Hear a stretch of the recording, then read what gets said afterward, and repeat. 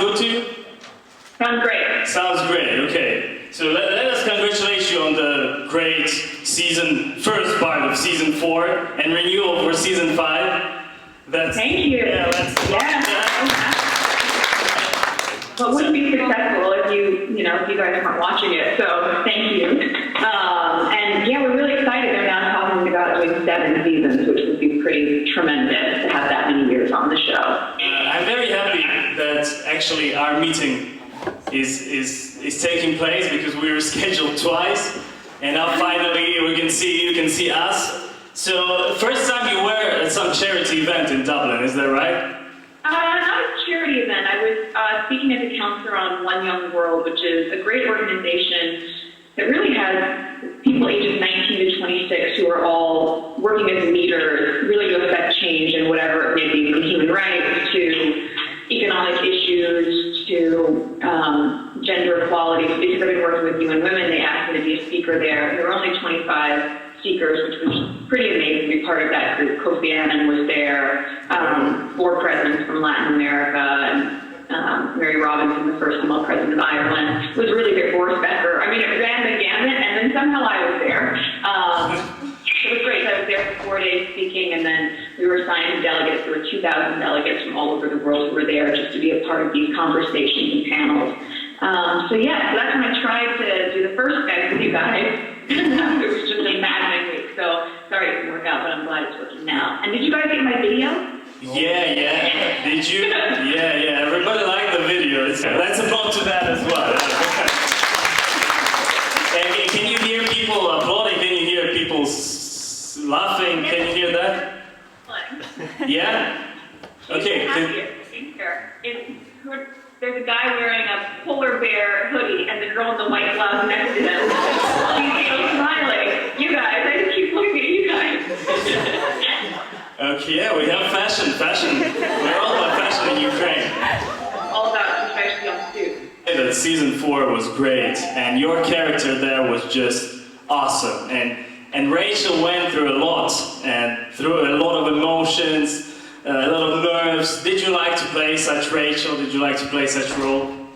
Of course. I mean, when we met her in the pilot, Rachel was so strong-willed and ambitious and really just had this depth of character. You might remember the first scene where she meets Mike Ross, where she's like, get it out of your way, I'm not interested. She just sort of writes him off as all the other guys. And I loved sort of that moxie that she had. And then we started to see in season 2, once she was falling in love with him, Season 2 and Season 3 were just such a tearful Rachel. I kept calling the creator and saying, where is her backbone? She was such a strong woman, had these ambitions independent of this guy, and I felt that was getting muddled. So in Season 4, to see her sort of be able to juggle it all as best as she could between work and school and the relationship, and not just be puppy love, in love with Mike, was really refreshing. You mentioned in one of your interviews that you were making a pilot, right, with Patrick Adams, who was here. Let's applaud to that as well. He was here with us on Skype on May.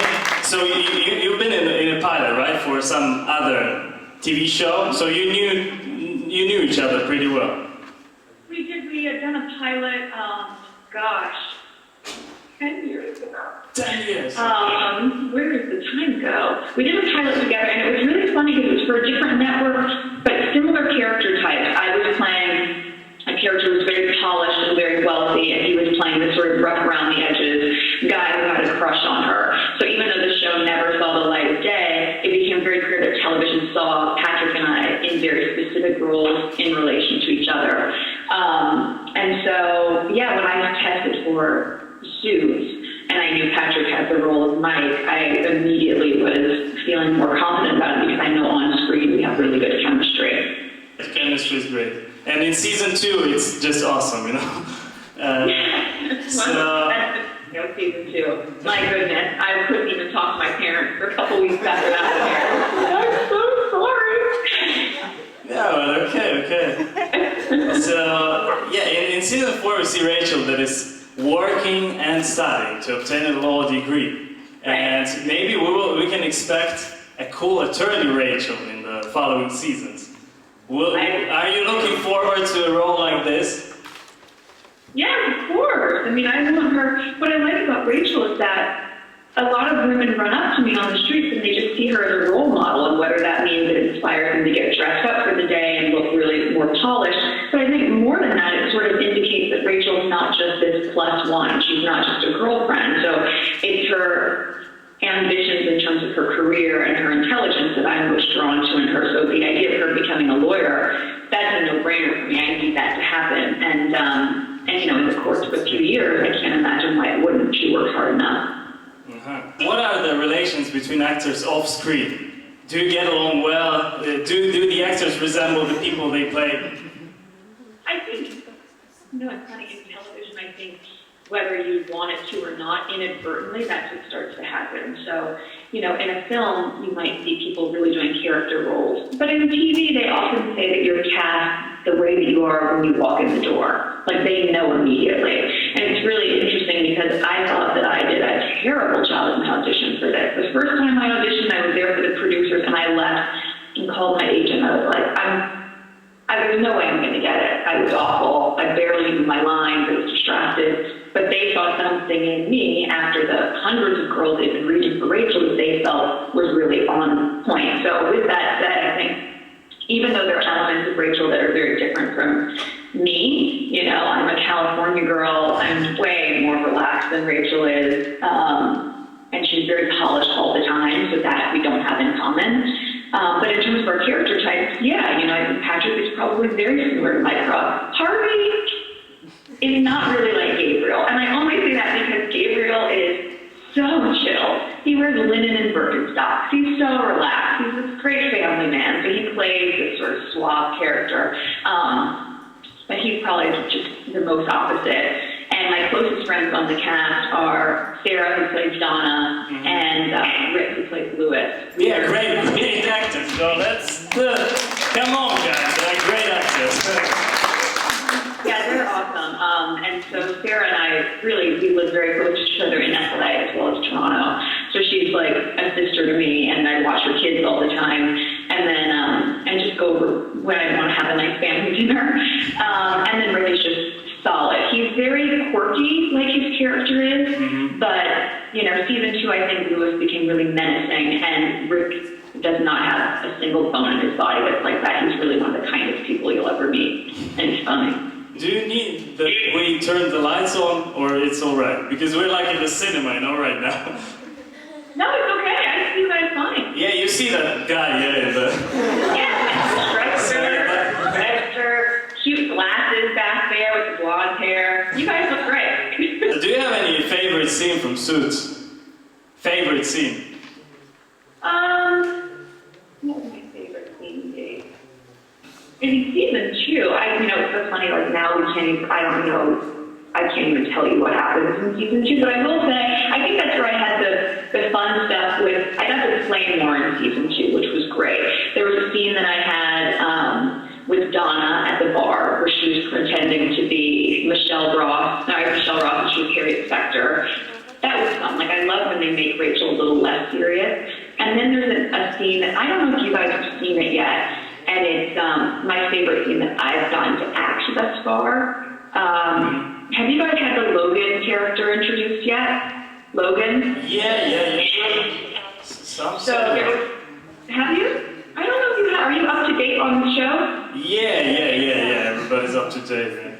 Okay, well, there's a scene that I had in the kitchen with Mike Ross, and it was basically, he just wouldn't let this Logan thing go, and I had this scene with him. It was actually one of the scenes that I was most proud of with the work, because it just came from, it looked really real, and again, Rachel's in tears, but in a different kind of way. So I think that was, I like to play the tender scenes, and then I like to play the funny. Everything else in between is sort of just like walking and talking all the time, in a pencil first. Previously, we saw on YouTube the videos of bloopers, you know, on Suits. And that's a funny thing to watch, you know. And my question is, what is the funniest thing? The funniest that you loved so hard there, on stage? Oh, I mean, it happens all the time, but Gabriel's probably the worst, because he will just, especially when we're filming at like 3 o'clock in the morning, we're all just exhausted. Once he has a giggle fit, it's contagious, and we all just can't stop laughing, and our poor crew is standing there so ready to go home, and we can't get a word out. We this cast. It's so much fun because it just keeps it really light. And I would say the same thing. We will, like last week, what was the line? It was just so impossible to say. And because we couldn't get it, we all just kept laughing. I mean, like, and that's sort of what it's come to now. Season 1, you know, Patrick and I were just bored a lot of the times. We acted like children. We would do the most stupid things on set to kill time. Like, we were on location at a restaurant, and there was a big, you know, when we have a buffet, there's a big thing of ice laid out. And Patrick said, like a little brother, he's like, why don't we see who could have our hand in the ice the longest? So we try to say yes, which makes no sense. And the two of us between scenes are just dunking our hands in this ice bucket, and we're both so stubborn and competitive. We're trying to win. And they had to hold up production for a little bit because they couldn't feel my arm. I mean, it was just dumb. But, you know, we get bored, so we do whatever we can just to just... Yeah, that's great. That's great that you have such relations. When Patrick was here, I asked him about his dream role, and he said that he wants to play Batman. That's what he wants to do. What is your dream role? What is my dream role? Yeah. It's interesting because I haven't really given that a lot of thought, which seems strange, but we have such a limited amount of time to do something outside of suit. Really, I've been throwing myself into this website I have called The TIG, which has become really successful here. Which I'm really proud of. So it takes up more of my time than another project. I will say, you know, I worked on a TV series called Fringe for about 2 months, and in that I got to do a lot of gun training and kicking down doors, and it'd be really fun to kind of do something badass like that. Like, I don't know, some sort of Mission Impossible thing. Catwoman, Batman, Patrick is Batman. Reunited again. Yeah. Third time now. That's right. Okay, you mentioned TIG. Could you tell us a little bit more about the TIG? Because what I saw, it's a very beautiful site with very beautiful pictures and great content. So why you decided to create this site, and do you have any other projects in mind? Yeah, you know, I launched it in May of this year, and I had been approached so many times about people wanting to sort of do a website with me, but it just didn't feel organic. And, you know, when I initially went to university, I was an English major, so I've always loved to write. I write 100% of the content on the site, and I think that's probably what gives it a bit of authenticity. But for me, it was not just about sharing food and travel, both of which are things that I really love, and they're influencer conversations with, you know, friends of mine who maybe are well known, or maybe they're people that you haven't heard of. So, you know, like maybe you go, oh my gosh, I love Ivanka Trump or Serena Williams or Heidi Klum, who are all on there with interviews. But at the same time, there are a lot of people who don't know who Fatima Bhutto is, and I want them to know her. You know, I've really sort of devised the site in a way that I want the idea of beauty to be expanded. And yes, well, I get asked all the time, what hair products do you use or what makeup do you use? I do think that there's something lost in this day and age about the beauty of poetry or a handwritten note or self-empowerment and inner beauty. So really my content there speaks to that, and I think that's probably why it's becoming as successful as it is. You know, so it's good. It's really exciting. I want to see the company grow. And I just hired my first full-time employee, which has been great. She was deputy editor at InStyle magazine, and she just came over to the team. Pass the word to the students because they prepared their own questions. So who's the first to ask Meghan a question? Hello, my name is Irina. I really want to thank you for getting in touch with us and actually making time for this conversation. And my question is, do you have this scene, maybe a special greeting or something as Donna and Harvey in the show has about an opener among yourselves, I mean among the cast? Oh, like our own personal can opener thing?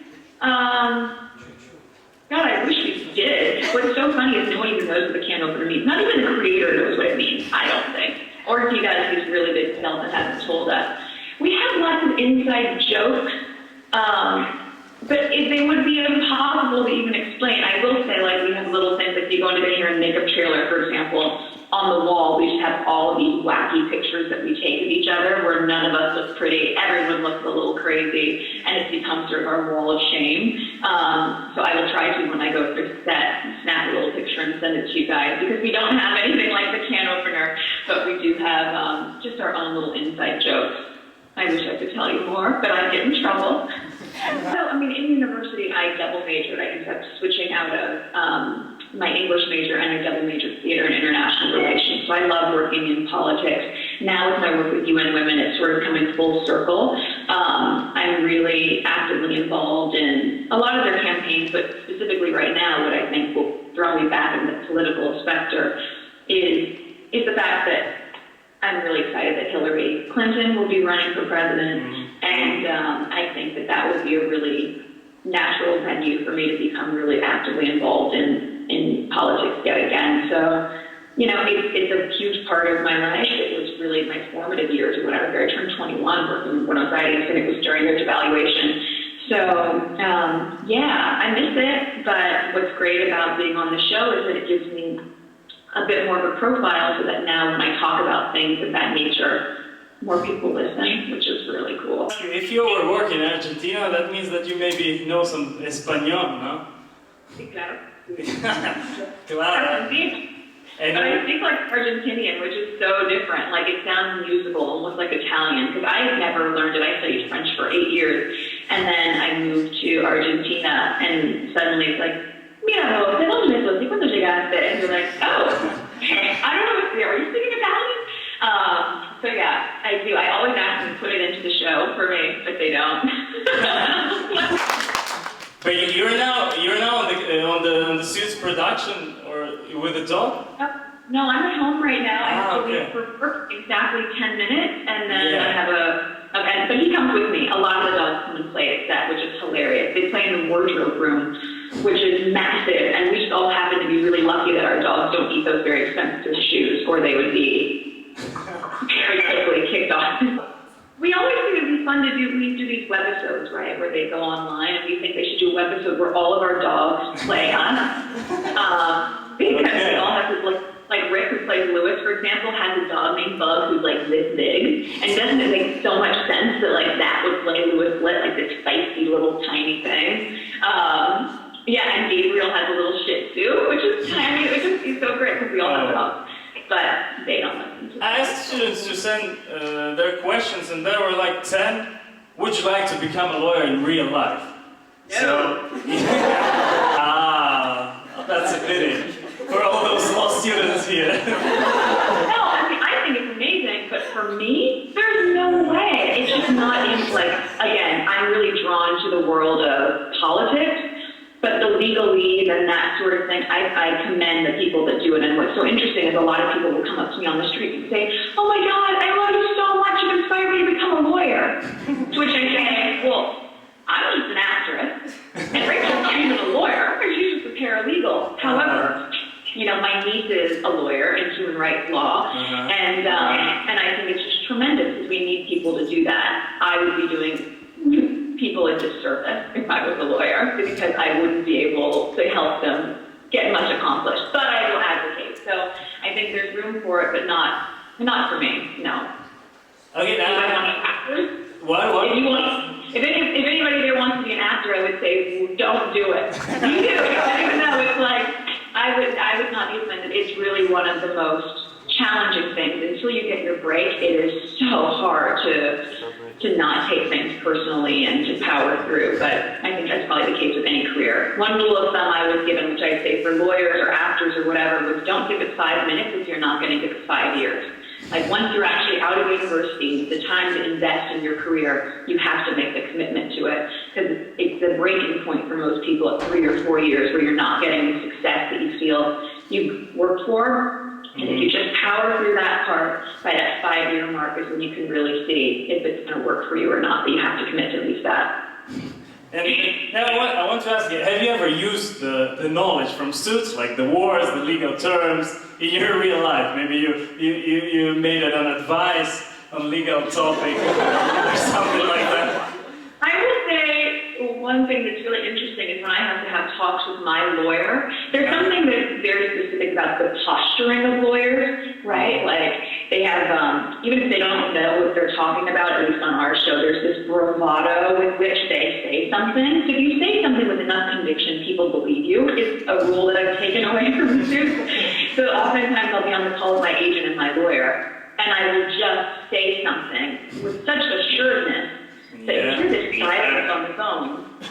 and they sort of go, oh, okay. Now, meanwhile, I don't really know what I'm talking about. But I say it with such confidence that they believe me. They go, oh, we'll get back to you. Okay, Meghan, thanks. Like, it just has a different quality about it. So I would say, from an acting standpoint, what I've learned in these scenes is that if you just make direct eye contact and you say things with such conviction, oftentimes people believe you. That's great. Okay, let me make a quick fire round. Okay, I have questions, and then we will slowly go to an end. Okay, because you have to. I have to go at 10, so we've got about 6 minutes. 5 minutes? 6 minutes. 6 minutes. Okay. Let's do it 10, yeah. So quick fire round. First question: LA or Toronto? LA. LA. Okay. Bolognese or carbonara? Oh, carbonara. Okay. Taco or guacamole? Taco. Taco. Fish taco. Katy Perry or Lady Gaga?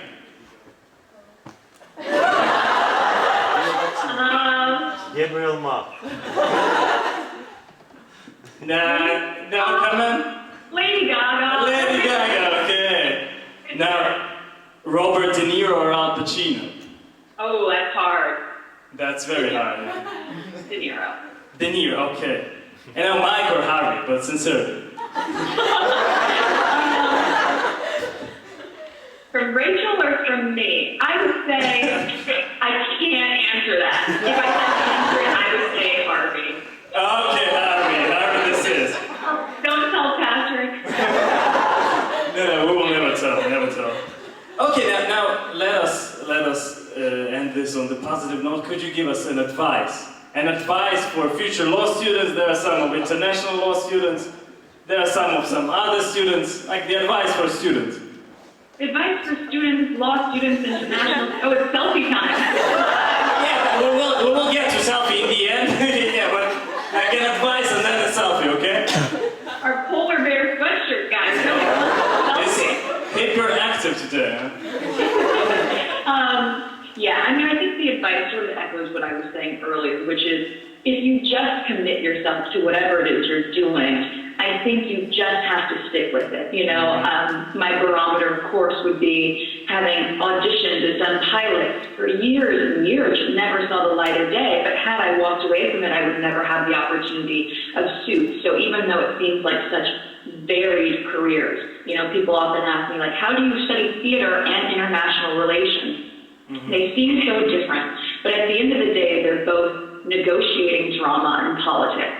And the same is going to be the case whether you're a lawyer and you're going to deal with those same battles in your personal life. So I would say, literally stick with it, trust that you can do it. As long as you are really committed to getting your education and being as savvy as you can, there's no reason why you aren't going to succeed, and probably spend more time studying than watching Suits, and you'll be fine. Okay, let's thank Meghan.